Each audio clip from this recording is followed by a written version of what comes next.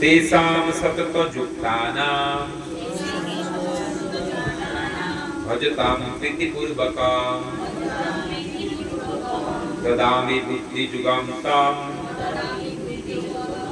येन मामुपयन्ति ते तेषां सततयुक्तानां भजतां प्रीतिपूर्वकं ददामि बुद्धियुगां तां येन मामुपयन्ति ते। এই চারটি শ্লোক মুখস্থ করতে পড়া থাকলো কিন্তু চতুশ্লোকে গীতা চারটা শ্লোক কি করতে হবে অনুবাদ সব ভালো করে মুখস্থ করতে। এখানে কি বলছে দেখো একটা সাথে রিলেটেড কিন্তু যারা ভক্তিযুক্ত হয়ে প্রীতিপূর্বক আমার সেবায় নিত্য যুক্ত থাকে তাহলে যখন তারা এবার ভগবানের কথা আলোচনা করে একে অপরের প্রতি ভগবানের তাদের ভক্তি কি বৃদ্ধি আর সেই ভক্তি যুক্ত হয়ে প্রীতিপূর্বক মানে প্রেম সহকারে ডিউটি সহকারে মানে কি সহকারে প্রেম সহকারে আমার সেবায় নিত্য যুক্ত থাকে। নিত্য যুক্ত মানে সব সময় যা কিছু করেন সেটি করেন সবকিছু ভগবানের সেবা রূপেই সেই দর্শক সেবা রূপেই সবকিছু করেন। যেমন কেউ বাজারে যায় কার জন্য? ভক্তরা ভগবানের জন্য যায়। যারা ভক্ত নয় তারা নিজের জন্য, ছেলের জন্য, মেয়ের জন্য, স্বামীর জন্য, স্ত্রীর জন্য তারা মার্কেটিং করে। কিন্তু ভক্তরা বাজারে যায় তার জন্য করে ভগবানের জন্য। এই যে ভগবানের জন্য করে হ্যাঁ এই যে ভগবানের করার সেটাই ভগবানের প্রেমের কারণে সে এভাবে ভগবানের মার্কেটিং করছেন। তাহলে ভগবানের মার্কেটিং করছেন এটা কি হলো? ভগবানের সেবা হলো, ভগবত ভক্তি হলো। আবার মার্কেট করে এনে বাড়িতে কি করলো? রান্না করে। রান্নাটা কার জন্য করতে হবে? ভগবানের করলে সেটা কি গেল? সেটা সেবা হয়ে গেল ভগবানের করে। আর রান্না করে কি করবে? সে একটা আলাদা ভগবানের থালিতে দিয়ে তুলসী দিয়ে ভগবান কি করবে? প্রভু আমি তোমার জন্য কি ভালো করে মন দিয়ে রান্না করেছি, তোমাকে ভালো করে কি খেতে হবে, তাহলে তো আমার কষ্টটা কি হবে? সার্থক হবে। তখন ভক্ত প্রেম সহকারে তাকে তুলসী দিয়ে কি করবে? ডেকে বসিয়ে তাকে খাওয়াবে। খাওয়ানোর পরে কৃষ্ণ কি বলবে?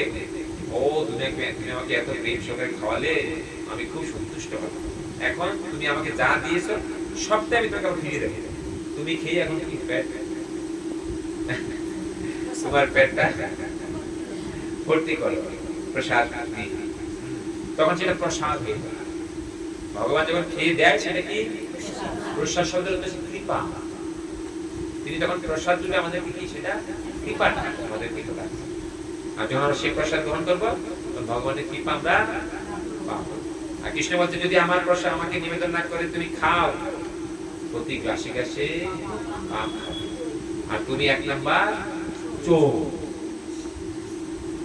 চোর আর পাপে কোনোদিন ছুটি হতে পারে।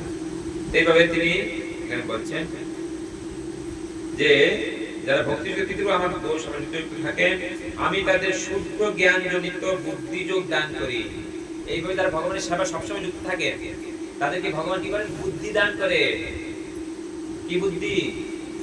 বলছে বুদ্ধি আমাদের আছে, সব বুদ্ধি আছে। আমাদের যে বুদ্ধি আছে সেগুলো কি সব বুদ্ধি। কাকে মারবো, কাকে ধরবো, কার পিছনে লাগবো এইসব। কিন্তু ভগবান বলছে আমি তোমাকে সুবুদ্ধি দান করব, যে বুদ্ধির মাধ্যমে তুমি আমাকে জানতে পারবে, বুঝতে পারবে, আমার কাছে ফিরে আসতে পারবে। আমি তাদের শুদ্ধ জ্ঞানযুক্ত বুদ্ধি দান করি যার দ্বারা তারা আমার কাছে ফিরে আসতে পারে। তাহলে আমাদের জীবনের ডেস্টিনেশন, লক্ষ্যটা কোথায়? হ্যাঁ, ভগবানের কাছে ফিরে যাওয়া। আমরা ভগবানের সন্তান। সন্তান তখনই সুখী হবে যখন সে মাতা পিতার কাছে ফিরে। কৃষ্ণ হচ্ছে আমাদের মাতা, কৃষ্ণ আমাদের পিতা। আমাদের জীবন উদ্দেশ্য কি? কৃষ্ণের কাছে ফিরে যাওয়া। এই পন্থার মাধ্যমে আমরা কৃষ্ণের কাছে ফিরে যেতে পারব। এই শ্লোকে বুদ্ধিযোগ কথাটি তাৎপর্যপূর্ণ। এই প্রসঙ্গে দ্বিতীয় অধ্যায়ে ভগবান অর্জুনকে যে উপদেশ দিয়েছেন তা আমরা স্মরণ করতে পারি। সেখানে ভগবান অর্জুনকে বলেছেন যে তিনি তাকে বিভিন্ন বিষয়ে উপদেশ দিয়েছেন এবং তিনি এখন ভক্তিযোগ সম্বন্ধে উপদেশ দেবেন।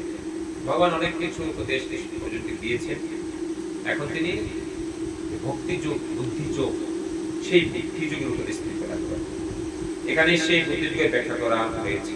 বুদ্ধিযোগের অর্থ হচ্ছে কৃষ্ণ ভাবনাময় কর্ম, সবকিছু কৃষ্ণকে কেন্দ্র করে যে কর্ম করা, সেটা হচ্ছে বুদ্ধিযোগ। সেই বুদ্ধির বলে আমরা কি ভগবানের কাছে ফিরে যেতে পারব,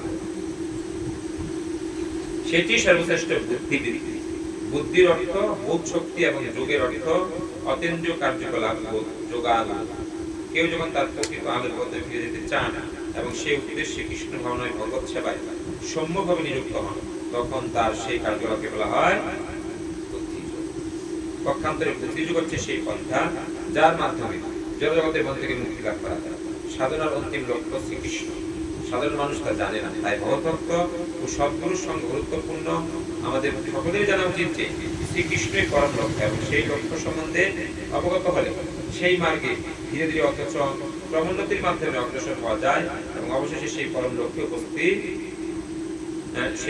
উপনীত হওয়া যায়। এইভাবে যখন আমরা ভগবত ভক্তিতে যুক্ত হয়ে সমস্ত জীবনের কর্মগুলো আমরা কৃষ্ণকে কেন্দ্র করে করব, তখন আমরা আমাদের লক্ষ্য আমরা পৌঁছাতে পারবো, আমরা কৃষ্ণের কাছে পৌঁছাতে পারবো। তারপরে লাস্ট